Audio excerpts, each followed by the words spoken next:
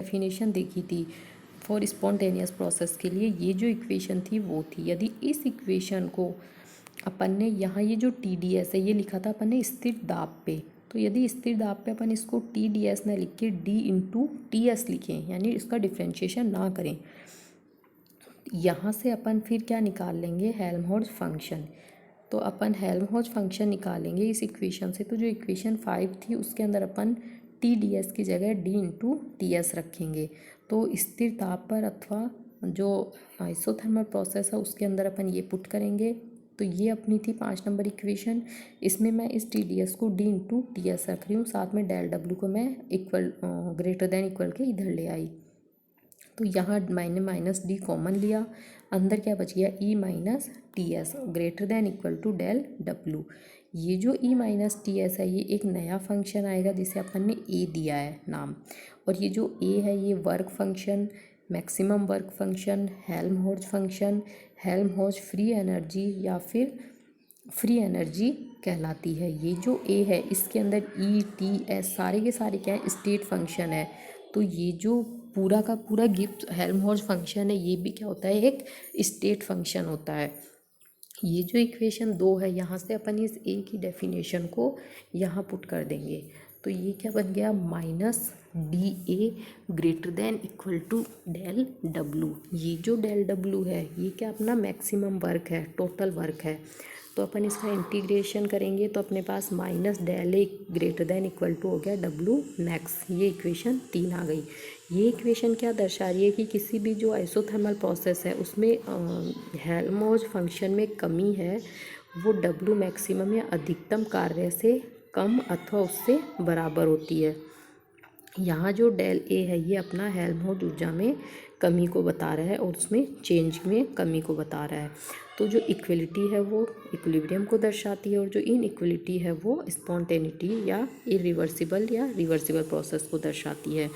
ये जो W है ये अपना अधिकतम वर्क है, तो यहाँ मैं W मैक्स कर देती हूँ, तो -del A equal to W max.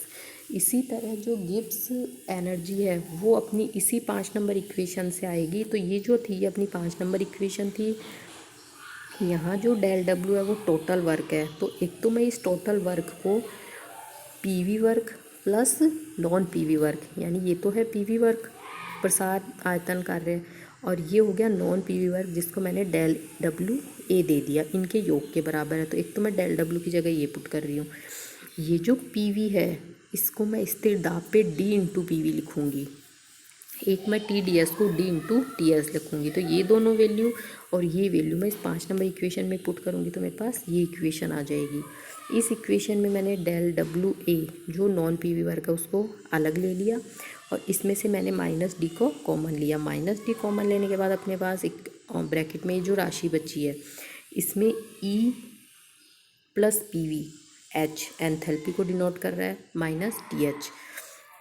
ये जो H-TS है ये एक नया फंक्शन है जिसे अपन G से डिनोट करेंगे, और ये जो G है ये गिब्स फंक्शन या गिब्स फ्री एनर्जी या फिर ओनली फ्री एनर्जी कहलाता है। इसमें भी H, T, P, V सारे स्टेट फंक्शन है, तो जो अपना G है वो भी क्या है, एक स्टेट फंक्शन है।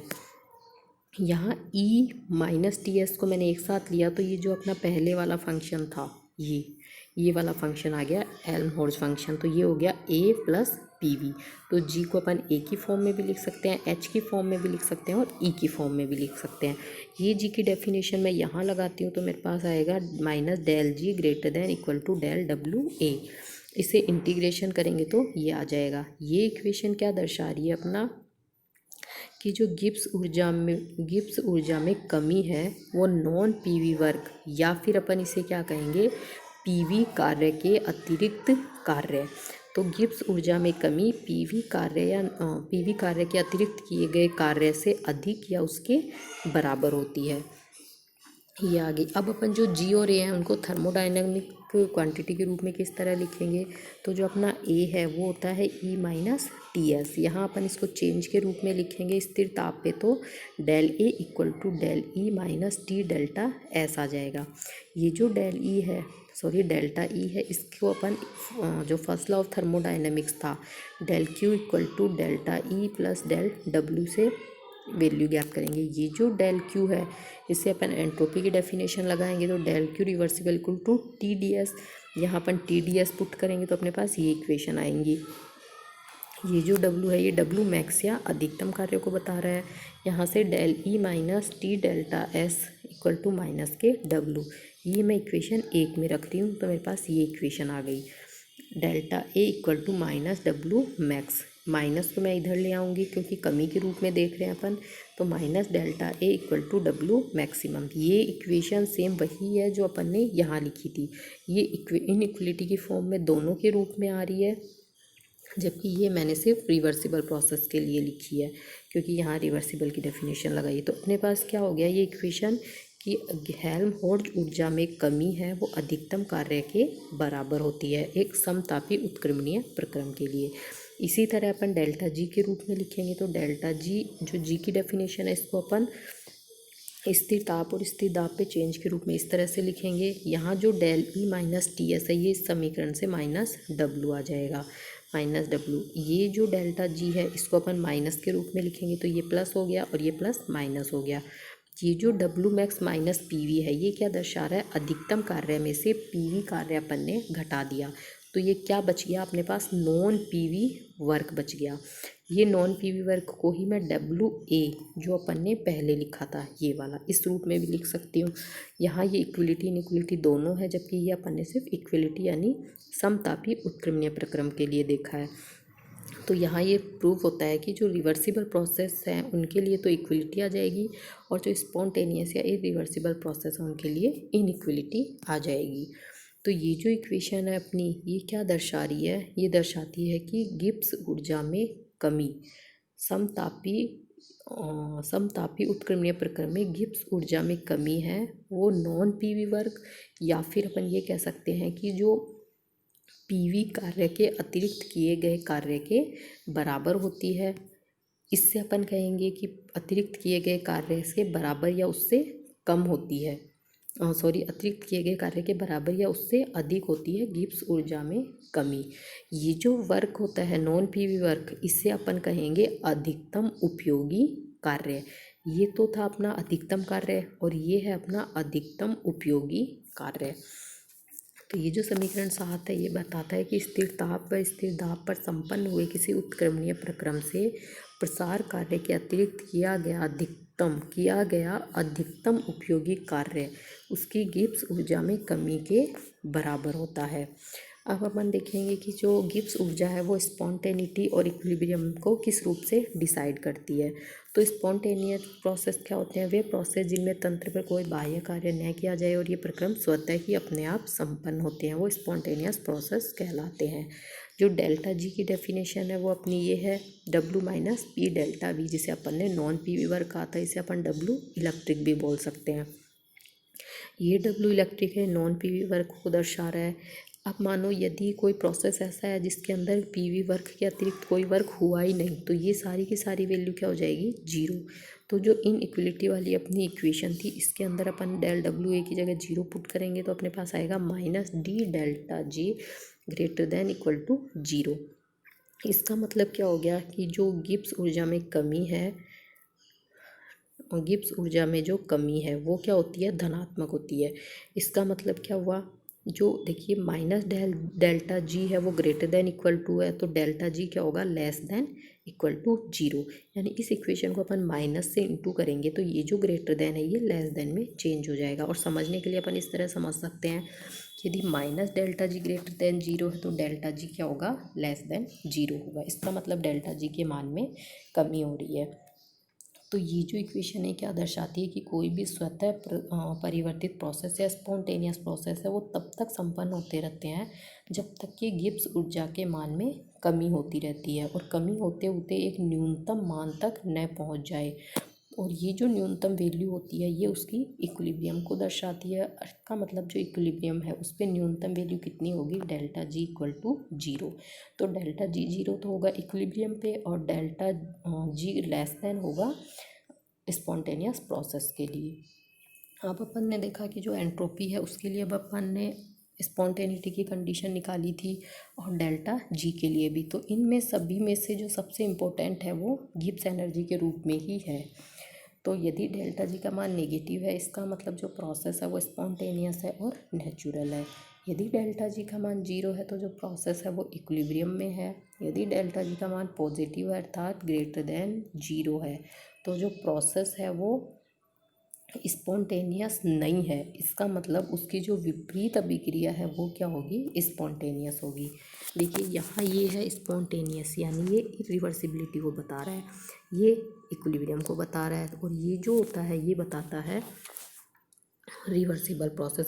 और इस रिवर्सिबल प्रोसेस के अंदर जो रिएक्शन अपन देख रहे हैं वो तो अपनी है अस्वतः या नॉन स्पॉन्टेनियस। इसका मतलब जो इसकी अपोजिट डायरेक्शन होगी वो क्या होगी, स्पॉन्टेनियस होगी। और अपोजिट डायरेक्शन के लिए ये अपने आप ही क्या हो जाएगा, नेगेटिव, और ये लेस देन जीरो।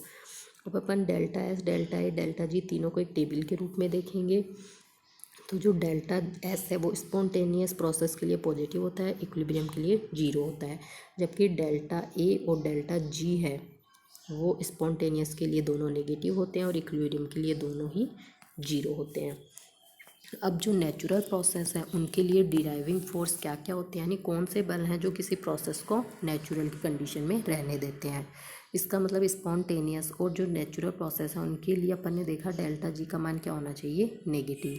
और डेल्टा जी क्या होता है, delta H minus T delta S.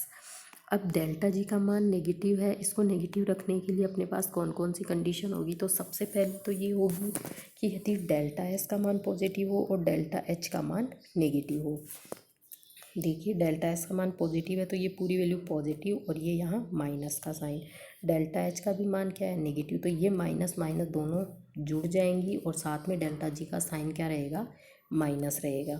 तो यहाँ पे क्या आएगा, डेल्टा जी माइनस। इसका मतलब यदि किसी तंत्र की ऊर्जा में कमी हो, साथ ही साथ उसकी एंट्रोपी या फिर अणुओं की अव्यवस्था में वृद्धि हो, इस स्थिति के अंदर जो डेल्टा जी है वो हमेशा ही क्या रहेगा, नेगेटिव रहेगा। तो ये प्रोसेस है वो सारे के सारे क्या होंगे, स्पॉन्टेनियस होंगे। दूसरी कंडीशन क्या होगी, यदि डेल्टा एच तो नेगेटिव है लेकिन जो डेल्टा एस है वो भी क्या हो गया, अपना नेगेटिव हो गया।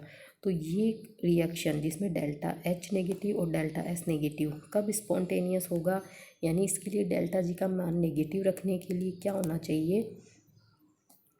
देखिए डेल्टा एस पॉजिटिव है, सॉरी डेल्टा एस नेगेटिव है तो ये नेगेटिव, ये वैल्यू नेगेटिव, ये नेगेटिव नेगेटिव यहाँ क्या हो गया, पॉजिटिव। तो ये वैल्यू पॉजिटिव है और ये नेगेटिव है। तो डेल्टा जी नेगेटिव कब होगा, जब डेल्टा एच का मान अधिक हो और डेल्टा एस का मान कम हो। इसका मतलब डेल्टा एच का मान अधिक ऋणात्मक होना चाहिए जो कि डेल्टा जी को भी ऋणात्मक बनाए रखे। तीसरी कंडीशन क्या होगी, यदि डेल्टा एस तो अपने पास पॉजिटिव है लेकिन डेल्टा एच का मान क्या आ गया, अपने पास पॉजिटिव आ गया। तो देखिए ये पॉजिटिव होगा तो ये पॉजिटिव, लेकिन यहाँ माइनस साइन है और डेल्टा एच भी साथ में पॉजिटिव है।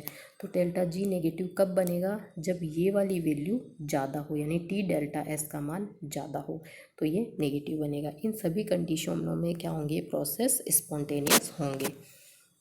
जनरली जो रिएक्शन होती हैं वो 1 एटमॉस्फेरिक प्रेशर और 298 केल्विन पर होती हैं। और इस टेम्परेचर पर, ये एक नॉर्मल टेम्परेचर और प्रेशर है, इस टेम्परेचर पे क्या होता है, जो डेल्टा एच है वो हमेशा ही टी डेल्टा एस की तुलना में अधिक होता है। देखिए अब डेल्टा एच का मान अधिक है और टी डेल्टा एस का मान कम है 1 एटमॉस्फेरिक प्रेशर और 298 केल्विन टेम्परेचर पे। तो ये वैल्यू हमेशा ज़्यादा होगी और ये वैल्यू कम होगी। तो ये जो अभिक्रिया है वो स्पॉन्टेनियस कब होगी, जब डेल्टा एच का मान नेगेटिव हो। तो अतः ऊष्माक्षेपीय अभिक्रियाएं, ऊष्माक्षेपीय यानी डेल्टा एच का मान नेगेटिव हो, तो जो ऊष्माक्षेपीय अभिक्रियाएं हैं वो तो सारी की सारी स्पॉन्टेनियस होंगी, चाहे डेल्टा एस का मान कुछ भी हो, क्योंकि डेल्टा एच का मान ज़्यादा है। देखिए ये जो वैल्यू है ये ज़्यादा है, ये वैल्यू कम है, ये ज़्यादा है, ये कम है।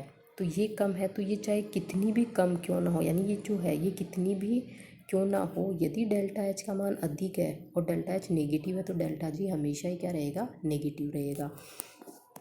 तो यदि डेल्टा एच का मान नेगेटिव है तो ये वैल्यू कुछ भी हो ये हमेशा ही क्या रहेगी, नेगेटिव रहेगा, या पर प्रोसेस क्या होंगे, स्पॉन्टेनियस होंगे। लेकिन उच्च ताप पर लेकिन यदि अपन ने टेम्परेचर 298 से भी अधिक कर लिया तो जो डेल्टा एच है वो कम हो जाएगा और टी डेल्टा एस का मान अधिक हो जाएगा। इस टी डेल्टा एस का मान अधिक हो जाएगा, ये वैल्यू अधिक हो जाएगी। तो इन रिएक्शन के अंदर यदि 298 केल्विन से ज़्यादा टेम्परेचर है तो ये जो अभिक्रिया है उसमें ये वैल्यू ज़्यादा होने के कारण जो अपना 298 है, इस ताप कुछ अभिक्रियाएं तो इस ताप पर स्पॉन्टेनियस नहीं होंगी। देखिए उच्च ताप पर टी डेल्टा एस का मान डेल्टा एच की तुलना में ज़्यादा हो गया। अब टी डेल्टा एस का मान ज़्यादा हो गया और डेल्टा एच का मान कम हो गया, जबकि टी डेल्टा एस का मान क्या है, नेगेटिव है।